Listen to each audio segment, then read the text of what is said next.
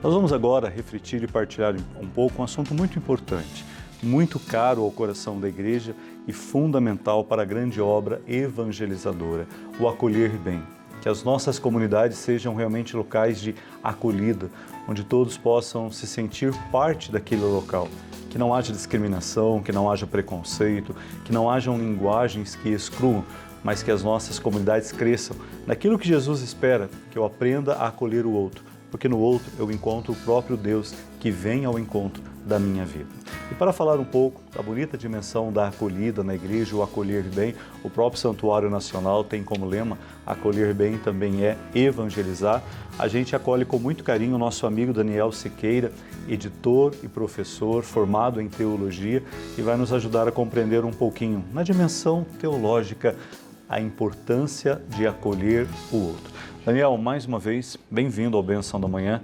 Alegria ter você aqui com a gente e gratidão pela disponibilidade. Obrigado, Padre Camilo. Como você, como leigo, casado, enxerga hoje a dimensão da acolhida em nossas comunidades? Padre Camilo, nós percebemos que a Igreja Católica, nos seus, principalmente pós-Concílio Vaticano II, houve essa abertura maior para a participação do leigo dentro das comunidades, né? E isso nós podemos ver que humanizou um pouco mais a Igreja, né? Tornou ela um pouco mais humana. E hoje os leigos assumem muitas funções dentro das comunidades. E hoje nós percebemos também que há essa preocupação realmente em acolher as pessoas, que a igreja seja um espaço realmente acolhedor, porque antes nós tínhamos aquela ideia de que as pessoas vinham até a igreja, né? E hoje nós trabalhamos dentro daquela perspectiva da igreja ir ao encontro das pessoas que o Papa Francisco propõe, né? A igreja em saída. Então, é a igreja que hoje vai ao encontro das pessoas, especialmente daquelas que estão mais à margem, os mais necessitados. Então, nós percebemos que hoje há realmente um esforço dentro da igreja, dentro das nossas comunidades, em acolher essas pessoas que estão à margem. Então, há uma preocupação grande nesse sentido. É bacana, né, você trazer a realidade do Concílio Vaticano II, que aconteceu de 1965 a 1968. Não, de 62 a 65, isso. Onde a igreja faz uma grande transformação litúrgica. Isso. Antes as pessoas mais assistiam à celebração, pouco entendiam, a liturgia era toda em latim, não é? E parecia que o altar era um lugar intocável, as pessoas até tinham medo de olhar. Mas o Vaticano II possibilitou com que as pessoas pudessem participar da ação litúrgica, não é só o padre que celebra, a comunidade celebra, e bem como também foram nascendo as bonitas pastorais, justamente animadas pelos leigos. Isso, o Concílio Vaticano II, ele volta às fontes da igreja, né? Se nós voltarmos à igreja dos primeiros séculos, dos 3, 4 primeiros séculos da igreja, é uma igreja onde ela é muito ministerial, né? Onde há uma participação de todos, todos têm o seu espaço, e depois a igreja se torna um pouco mais institucionalizada, hierarquizada, onde o espaço do leigo é um pouco menor, né? Ou quase não existia praticamente. Então tudo estava em função do clero, do padre, como o senhor mesmo comentou, né?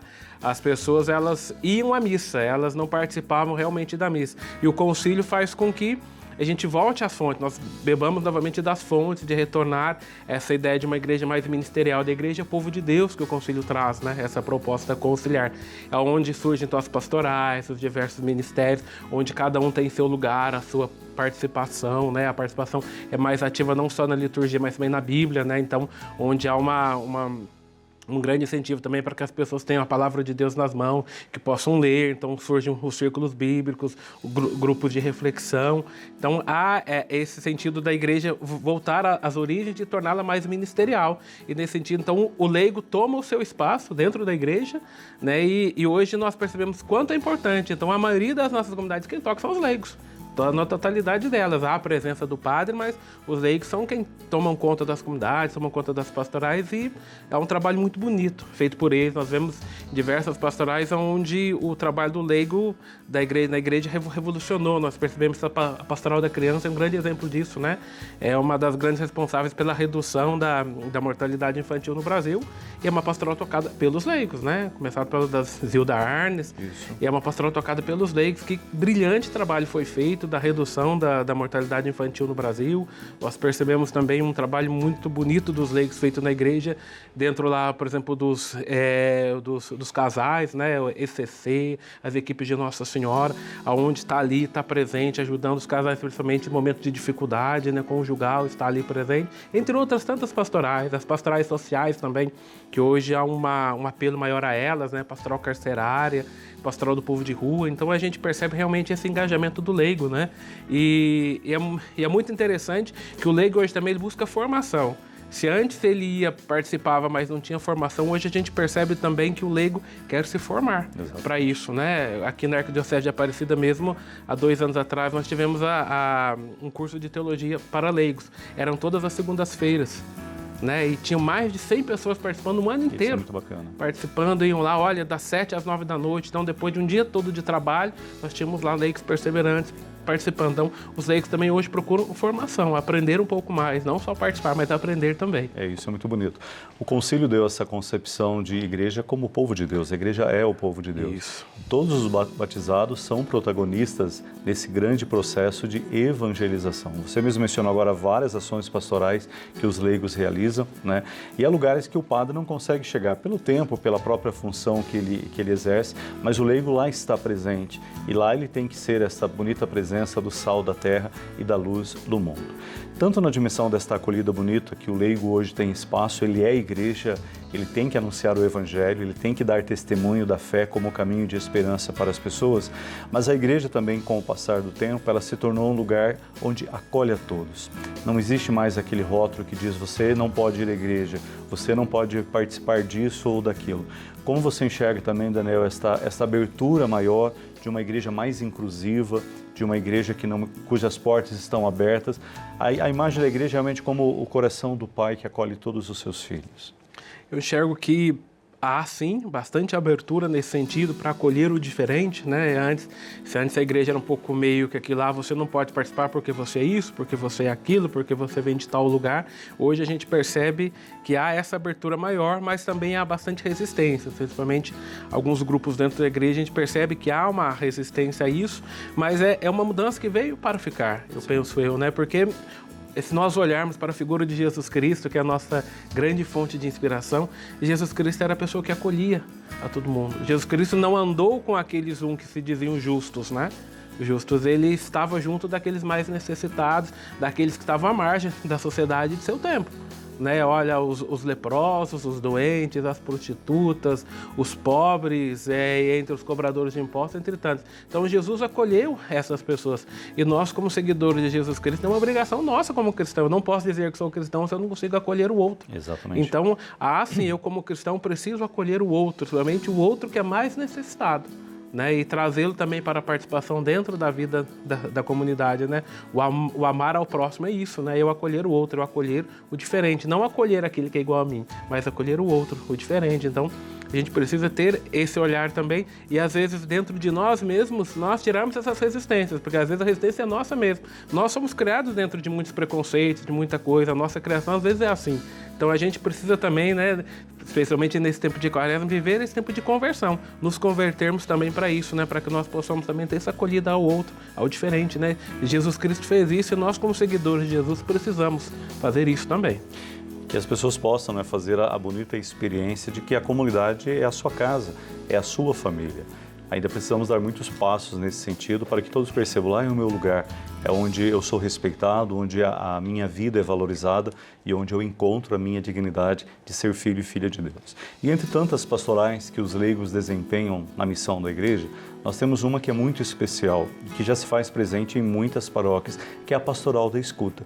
Uma grande dificuldade hoje das pessoas é achar alguém que escute os seus lamentos, as suas dores, as suas preocupações, e quando ela encontra num espaço, principalmente da comunidade, um ouvido que a escuta, um coração que acolhe, isso dá a ela o caminho de um recomeço. E nós vamos ouvir agora alguém que justamente trabalha nesta importante pastoral, a pastoral da escuta.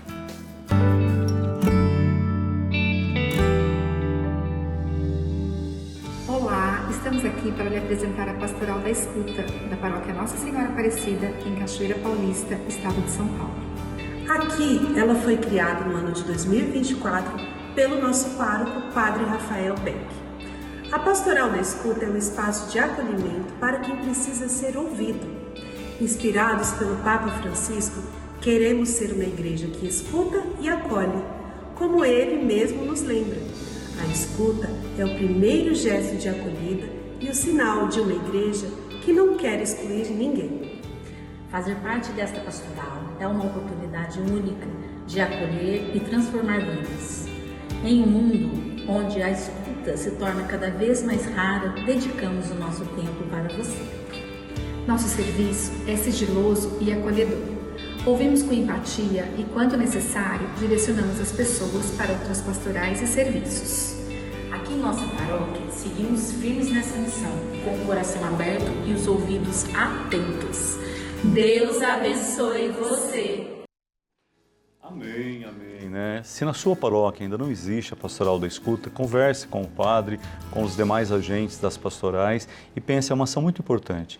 Porque hoje dentro das casas, nem sempre a família é um ouvido que escuta a angústia, né, o medo e a frustração do outro. E às vezes as pessoas vão guardando angústias dentro de si, chegam a entrar em crise de ansiedade, até mesmo depressão. E infelizmente muitos acabam até buscando o suicídio como uma solução para aquela angústia que parece ter dominado o seu coração.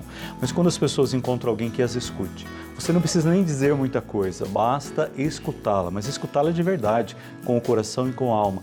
Muitas pessoas tiram fardos pesados de suas costas e voltam aí a caminhar mais leves, com confiança e com esperança. Então que você possa aí se abrir a esta importante ação.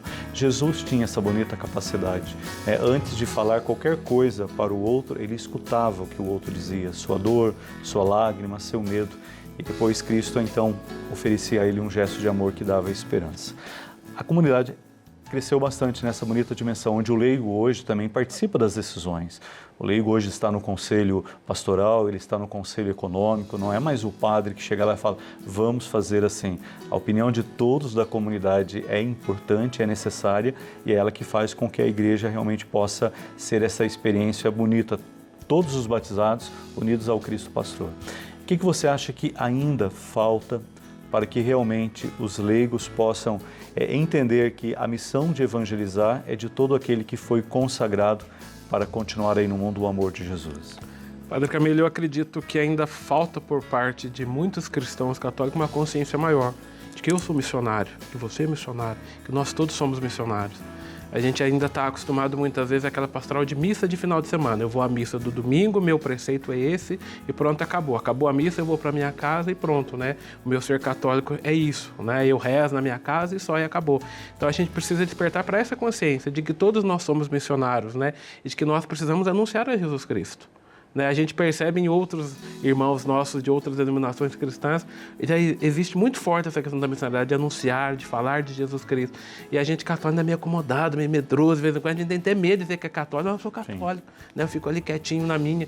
Acho que a gente precisa despertar para isso, né? Eu acho que o despertar para isso começa especialmente já na catequese com as crianças. Acho que as nossas crianças já precisam ser despertadas para isso e depois dentro também das nossas pastorais, dentro da nossa igreja, dentro das próprias celebrações que nós temos, para ajudar que as pessoas possam realmente despertar para essa dimensão missionária da nossa igreja, né? Nossa igreja é missionária por essência e nós somos missionários por essência e precisamos realmente viver essa dimensão da missionariedade na nossa vida. Maravilha. Existe um livro escrito por um padre jesuíta, um missionário redentorista, o padre Gelson Luiz Micusca, com certeza inspirado naquele grande evento que esteve em Aparecida, que foi o CELAM, que nos convidou a nos redescobrirmos. Todo batizado é discípulo missionário. Ele caminha com Jesus, mas ele também caminha levando Jesus. E foi publicado pela editora Santuário este livro com o título Leigos Missionários na Perspectiva do Discipulado de Jesus. Com certeza um livro que vai ajudar você a entender melhor o seu papel na comunidade, o seu protagonismo na obra evangelizadora e também poder aí se motivar a criar mais ações que possam ser realmente ações efetivas a alcançar pessoas. É preciso descobrir que a força da Igreja Católica está na Eucaristia que rezamos, mas ela nos leva para uma missão extramuros. Há tantas pessoas que estão fora dos muros e das paredes da igreja e que precisam ser alcançadas pela nossa ação evangelizadora, pela capacidade do nosso olhar e pelos pés que se movimentam na grandeza da esperança. Se você deseja adquirir esse livro, você pode ligar para a Editora Santuário 0800 016 0004. Daniel, mais uma vez, obrigado por estar conosco, por sua partilha, pelo seu testemunho de leigo, engajado, comprometido e realmente ocupando o lugar que o batismo lhe deu na igreja, de ser também um discípulo missionário de Jesus. Obrigado. Eu que agradeço, Padre Camilo. Ótima quarta-feira para você. Obrigado.